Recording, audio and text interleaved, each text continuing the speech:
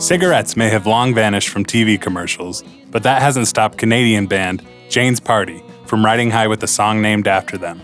The band's song, Cigarette Buzz, which was a last-minute addition to their 2016 album, Tunnel Vision, has been licensed more than 20 times on the Songtradr platform, providing them with passive income as they plot their next move.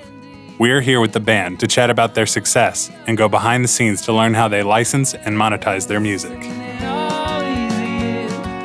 Well, we all met at university in Toronto. We sort of started playing a bunch of covers around campus and around town, and then we slowly got chatting with one another, and we're like, hey, you write songs? Yeah, I've been writing some songs too. And we had another drummer at that point, and then once he left the band, we got Zach in there, and Zach was sort of the catalyst for moving from covers to original music. And once we started doing originals, there was no looking back. The cover scene only takes you so far, especially up at university, and I knew these guys were writing songs, and I wanted to play some great venues and tour around, so it wasn't that tough to convince them.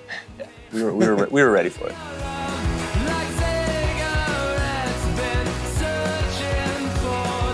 It's tough to say why, right? You never know why, but you sort of, when we put it together, we knew it was going to be like a high energy sort of rock song, so there's like a lot of excitement built into the track. It's the sort of stuff that just came up organically that I think can translate to a lot of different scenarios and, like, you know, get your blood pumping. Writing the song, it sort of just came based around the lyric. Been searching for that first buzz in every pack I get. So I was sort of comparing like that rush of like your first love, dating someone, with the head rush you get from like when you don't smoke. I don't smoke cigarettes, so when I do, I get a crazy head rush, and like all the smokers I know are like, oh, I remember when I used to get that, you know? And so I think maybe that can resonate with some people as well. Yeah. Tough to say why, though. But we don't ask questions, we just take it. Yeah.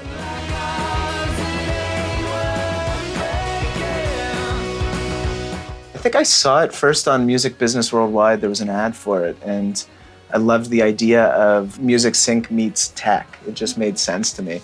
And I remember telling the guys and saying, hey, let's throw our catalog up here. There's a lot of micro sync opportunities, a lot of different places where our music could be found that I haven't seen before.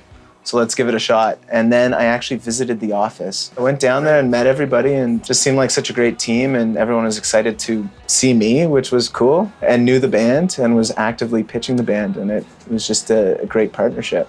I think there's a few aspects that I've really liked. So one is just finding out how our music's being pitched, getting some great sync licenses. I think another one is also just the sync licenses I never thought about. It, you know, turns out we've got a music company in Australia using our song for a music educational channel.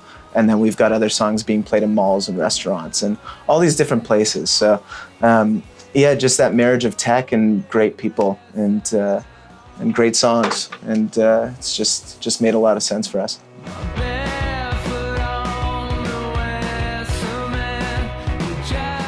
In terms of like some of those like blanket licenses and stuff, sometimes you walk into an H&M and like you hear your song, and you know, maybe if people don't know who you are, it's just background music. But for your fans who do know you, and then they hear you like walking through a mall in H&M at a Starbucks or something like that, you get the social interaction, like, hey, I'm in a mall right now, I heard you guys, this is awesome. Like, even just for us, it's like super cool to just walk into a H&M and hear your song playing. We were also put in a TikTok for Business license through Songtradr, and we've had a song blow up on TikTok, which has been crazy. It's gone from 20,000 streams on Spotify to almost 1 million now.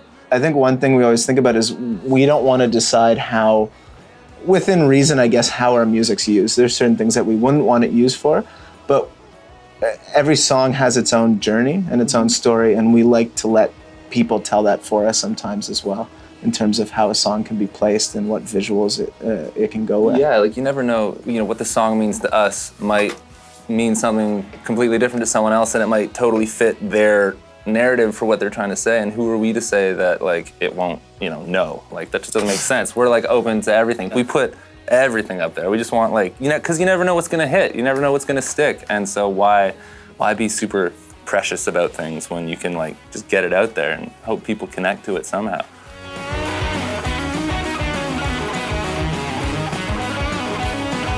Over the last few years, we've all kind of become like film music nerds as well. So like, I mean, I'd love to score, like we could score, I feel like most things and we'd have a really great time doing it. or like I mean, if like someone like Tarantino, like these movies that they've really curated the song for the scene and stuff, it would just be really cool if we could be, you know, a song chosen for like this exact vibe of a scene, I think. Like the Killers on the OC. Like the Killers on the OC, or, you know, like Chuck Berry in Pulp Fiction. Something like that where it just becomes like an iconic moment of film and music together. As I said, we're not picky, so. Yeah.